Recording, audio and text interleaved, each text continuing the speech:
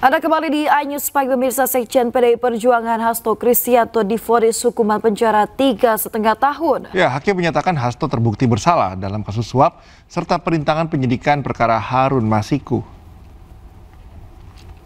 Melakukannya secara langsung ataupun bisa juga tes percakapan WhatsApp tanggal 16 Desember. Majelis Hakim Pengadilan Tindak Pidana Korupsi menjatuhkan vonis terhadap Sekjen PDI Perjuangan Hasto Kristianto 3,5 tahun penjara dengan denda pidana 250 juta rupiah. Hasto terbukti bersalah melakukan tindak pidana suap terhadap mantan Komisioner KPU Wahyu Setiawan. Sementara Majelis Hakim juga memutuskan Hasto tidak terbukti melakukan perintangan penyidikan KPK dalam perkara Harun Masiku. Putusan ini lebih ringan dari tuntutan jaksa sebelumnya yang menuntut Hasto dengan pidana 7 tahun penjara dan denda sebesar 600 juta rupiah. Lantaran Hasto disebut menghalangi penyidik KPK menangkap Harun Masiku yang buron sejak 2020 lalu.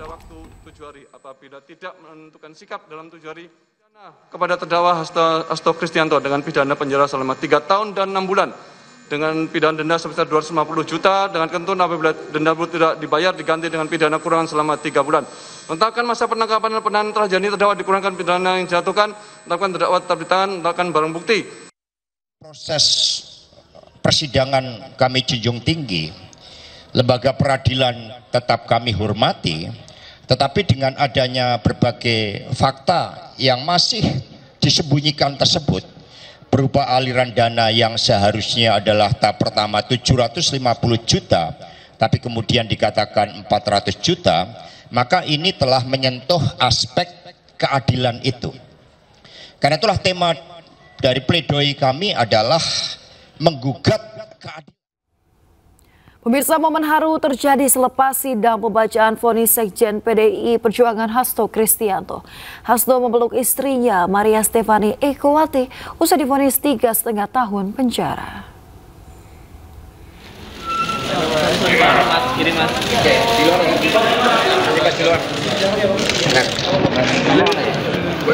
Bu Maria. Ibu Maria. Bu Maria dulu. Panggil Bapak. Iya.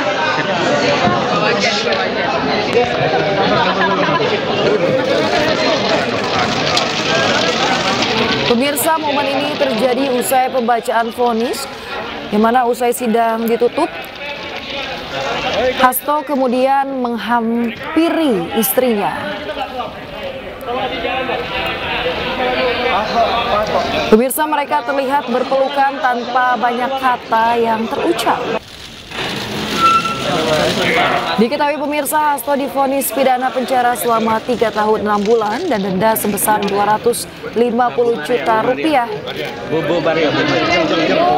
Dan juga subsidi 3 bulan. Bu Maria dulu. Panggil Bapak. Iya.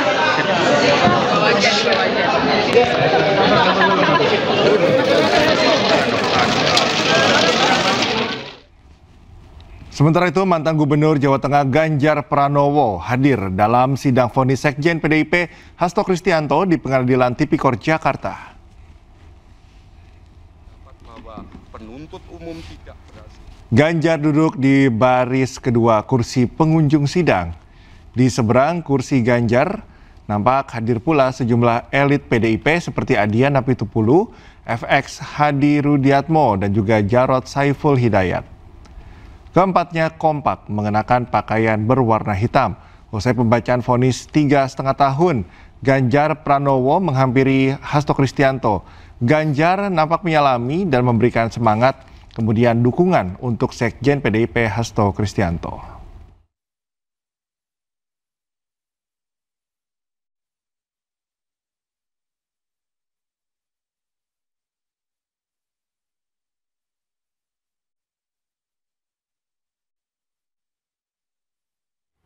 Pemirsa, usai hakim memvonis 3,5 tahun penjara kepada Sekjen PDI Perjuangan Hasto Kristianto, pengamat politik Adi Prayitno menyatakan hubungan antara kedua partai politik Gerindra PDI Perjuangan akan tetap hangat-hangat saja.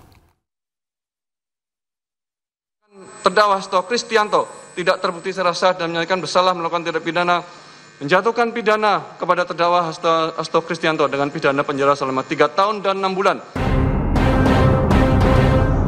Sekjen PDI Perjuangan Hasto Kristianto divonis hukuman penjara 3,5 tahun penjara.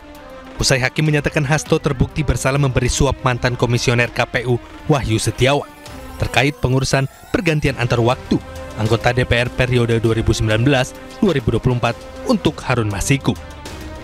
Usai putusan vonis hakim kepada Sekjen PDI Perjuangan Hasto Kristianto sebagai terpidana kasus suap Harun Masiku, bagaimana kedekatan Prabowo Subianto sebagai Ketua Umum Gerindra dan Megawati Soekarno Putri sebagai Ketua Umum PDI Perjuangan yang selama ini sudah terjalin baik?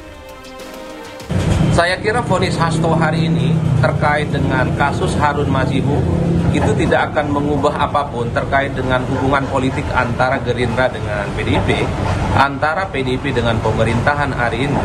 Meski beberapa waktu yang lalu banyak sekali spekulasi yang bermunculan, misalnya PDIP itu marah ketika Hasto itu ditetapkan jadi tersangka.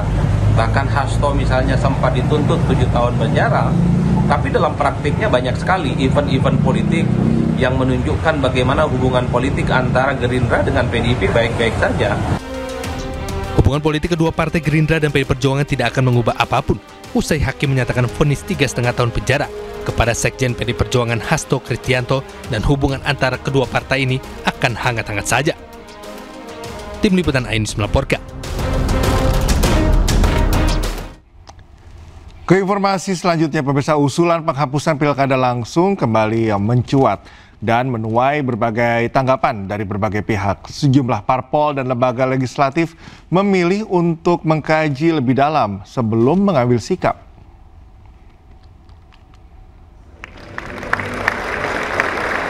Usulan Ketua Umum PKB Muhaimin Iskandar untuk menghapus pilkada langsung menuai berbagai tanggapan.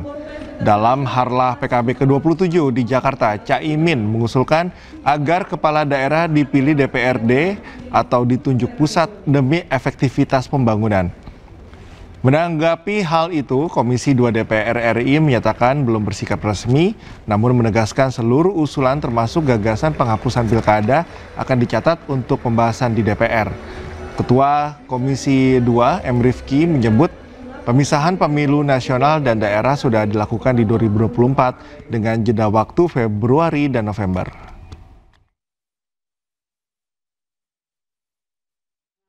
Hasil pertemuan NU di beberapa kali Munas, Musyawarah Nasional, memerintahkan kepada PKB untuk mengkaji ulang pemilihan kepada secara langsung. Satu, kesimpulannya seluruh kepala daerah habis biaya mahal untuk menjadi kepala daerah yang kadang-kadang tidak rasional.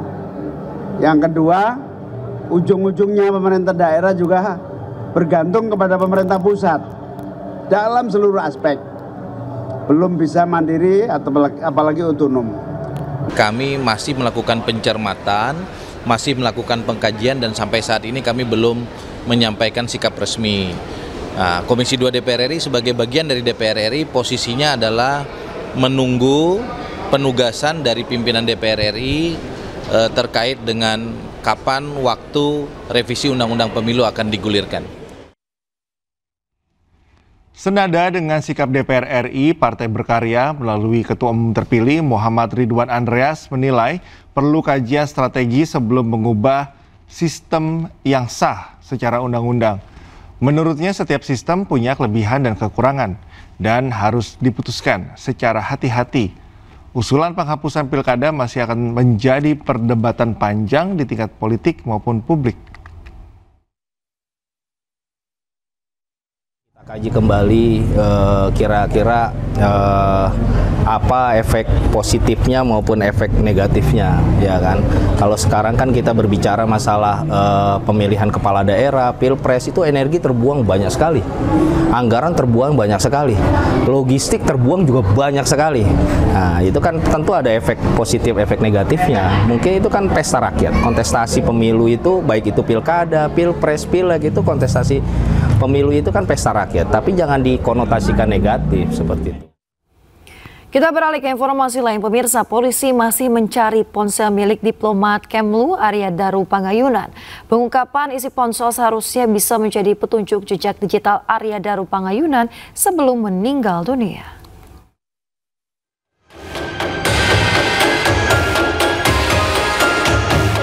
Diplomat muda Kemlu Arya Daru Pangayunan ditemukan meninggal dunia dalam kondisi kepala dililit lakban kuning. Korban ditemukan dalam kondisi berpakaian kaos dan celana pendek serta badan ditutupi selimut di atas kasur. Kabid Humas Polda Metro Jaya Kombes Pol Ade Arisham Indradi mengatakan ponsel milik diplomat Kemlu Arya Daru Pangayunan belum ditemukan hingga saat ini. Penyidik telah memeriksa sejumlah lokasi seperti kamar indekos, kantor Kemlu maupun pusat perbelanjaan. Namun ponsel tersebut belum berhasil ditemukan. Belum. Tadi kami sampaikan kami tidak menemui hambatan dalam proses ini. Ya. Sebelumnya, Komisioner Kompolnas Hoirul Anam mengatakan pengungkapan ponsel tersebut seharusnya bisa menjadi petunjuk jejak digital Arya Daru Pangayunan sebelum meninggal dunia. Anam memandang penyebab kematian Arya Daru bisa disimpulkan dari hasil autopsi dan semua jejak digital seperti CCTV yang sudah dikumpulkan penyidik. Tim Liputan Anyus melaporkan. Polisi mengungkap sejumlah temuan dalam kasus tewasnya diplomat muda Kemlu Arya Daru Pangayunan. Selain terlilit lakban, kondisi wajah korban saat ditemukan ternyata juga tertutup plastik.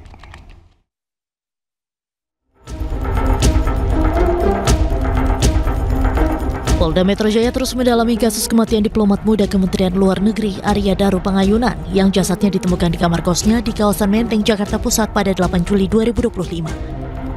Polisi pun mengungkapkan kondisi korban ketika ditemukan dalam kondisi wajah tertutup plastik kemudian terlilit lakban warna kuning. Korban ditemukan di atas tempat tidurnya dengan tubuh tertutup selimut. Saat ini pihak kepolisian masih mendalami kasus tersebut. Sebanyak 15 orang saksi dari pihak keluarga, lingkungan korban hingga rekan kerja turut diperiksa. Polisi juga menggandeng sejumlah ahli untuk mendalami kasus kematian Arya Daru Pangayunan. Dari Jakarta, Tim Liputan iNews melaporkan. Pemirsa, dilema beras oplos membuat Satgas Pangan Daerah Polda Metro Jaya sidak ke Pasar Induk Cipinang, Jakarta. Sementara itu, pemirsa, Menko Pangan juga ini menegaskan terkait dengan hal tersebut dan berikut informasinya.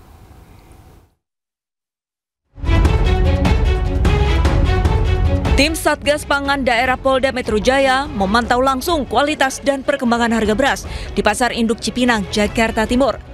Sidak dilakukan setelah temuan rasa jumlah merek beras premium yang diduga tidak sesuai standar mutu dan takaran yang ditetapkan. Kami akan terus memantau gunanya apa untuk juga menjamin ketersediaan barang di lapangan, kemudian juga menjamin konsumen ataupun pembeli terhadap kualitas mutu daripada beras tersebut. Kami juga dengan beberapa rekan-rekan dari Satgas Pangan ini juga sudah melakukan atau membeli beberapa sampling, ya, sampling jenis ataupun merek beras, dan sudah kita juga akan melakukan uji lab. Apabila kita menemukan unsur pidana di dalamnya, maka nanti kami dari Satgas Pangan, dalam hal ini khususnya kami dari Satgas Pangan dari Polda Metro Jaya akan tegas untuk melakukan tindakan hukum. Sebelumnya, Presiden Prabowo Subianto ikut menyoroti permasalahan beras oplosan yang beredar di masyarakat. Pemerintah pun menyepakati 3 poin berantas kasus praktik beras oplosan. Di antaranya, penegakan hukum yang tegas, percepatan operasi pasar, serta menghilangkan kategori kualitas beras. Bulog untuk mempercepat operasi pasar sudah ada 1,3 juta, sudah ada 1,3 juta guyur ke pasar, tapi dengan pengawasan yang ketat. Ya, harus betul-betul itu SPHP bisa dipasarkan dalam bentuk SPHP, nggak dicampur-campur gitu ya. Nantinya pemerintah hanya akan membuat 2 kategori beras, yakni beras dan beras khusus. Tim Liputan iNews melaporkan.